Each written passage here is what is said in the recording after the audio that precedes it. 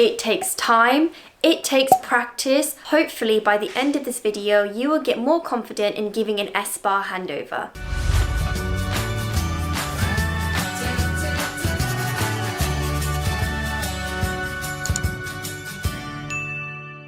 Hello everyone and welcome back to my YouTube channel and welcome back to another video in the clinical skills series. For those of you that are new to my channel, hello, my name is Zara and I'm a registered nurse working in the UK. In this channel you'll find me making videos about nursing life here in the UK, student nursing videos, and more recently my clinical skills series videos. So what is the clinical skills series? This is a collection of videos focusing on nursing clinical skills that you'll commonly find yourself using out in placements or out in practice. The most important aspect to these videos is the patient scenario section. This is where we will put the skill that we are going over to an actual patient situation. That way you can get practice at utilizing this skill and hopefully build your confidence by the end of the videos. Now before we begin, I need to raise a disclaimer. Disclaimers are very important. All of the patient scenarios mentioned in this video and in all of the videos in this series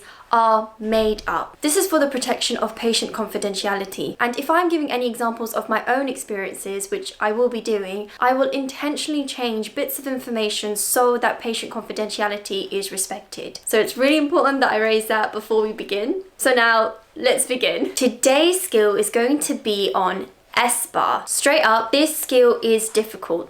It takes time. It takes practice. Hopefully by the end of this video, you will get more confident in giving an SBAR handover.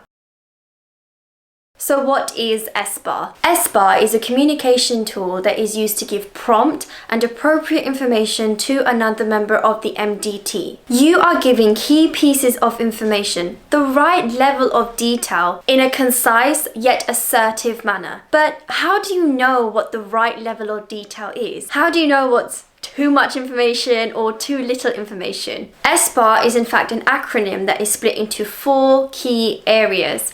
S for situation, B for background, A for assessment, and R for recommendations. This ensures that you're giving your handover in a concise and a systematic way. So nowhere in your handover are you going to be missing any key pieces of information if you follow this systematic approach.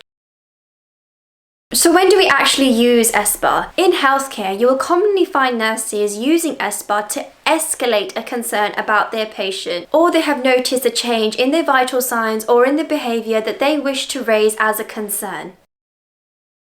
So let's set the scene and put SBAR in a patient scenario situation. Here is your patient. You are working in a very busy ward. You are looking after 6 patients and one of your patients is called Mrs. Helena Jones. She is a 65-year-old woman who came in 6 days ago following a road traffic accident. She sustained multiple rib fractures and currently her plan of care is conservative management for her pain and also for close monitoring of her vital signs. A decision was made not for surgery.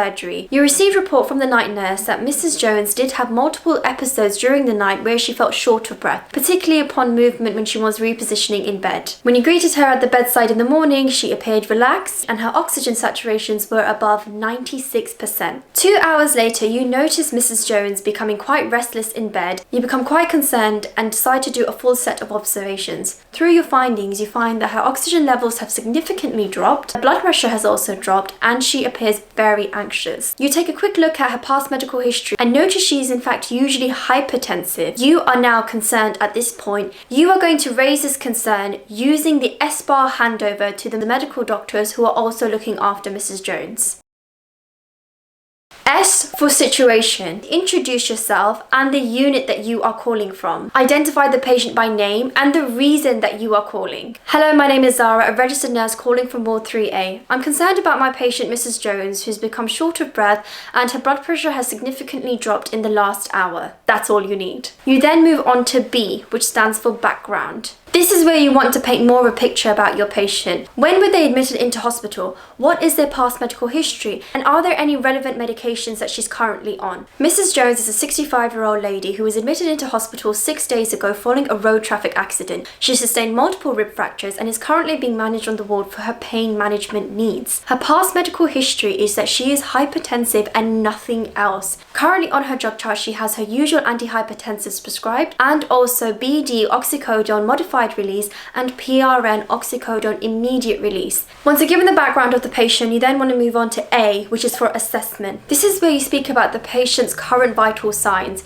their numbers. What is their current vital signs that has raised the concern? And what is their current situation at the moment on the ward? In other words, what have you already done for the patient? Mrs. Jones' oxygen levels were 90% on room air. We've currently placed her on nasal specs oxygen therapy and her saturations have improved to 94%. However, the biggest concern that I have is her blood pressure has become significantly hypertensive. She is also tachycardic with a heart rate of 100 and her respiratory rate is 22 breaths per minute. We currently have Mrs. Jones on 15 minutes observations recording. Currently, there is no IV fluids prescribed for her. I withheld giving her blood pressure tablet this morning and I also encouraged her to take sips of water. I assure you, at that point, you have the doctor writing down everything that you're saying and you've caught their attention. Now you want to move on to R, for recommendations. This is where you've got to be a bit assertive. If you are truly concerned about your patient, you need to say it. I'm actually really concerned about my patient. Will you come to see her? If they can't come at that given moment, perhaps they're with another patient or something else is going on,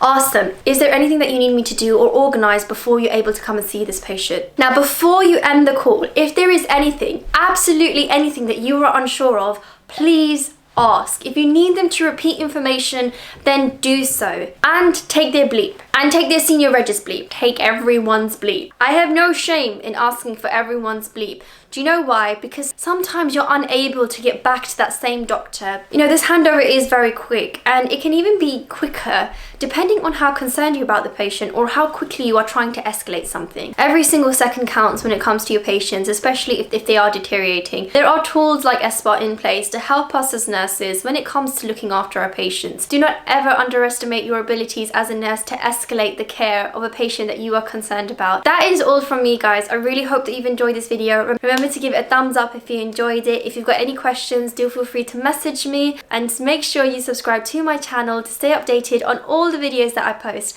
I will see you guys in my next video. Take care and stay safe.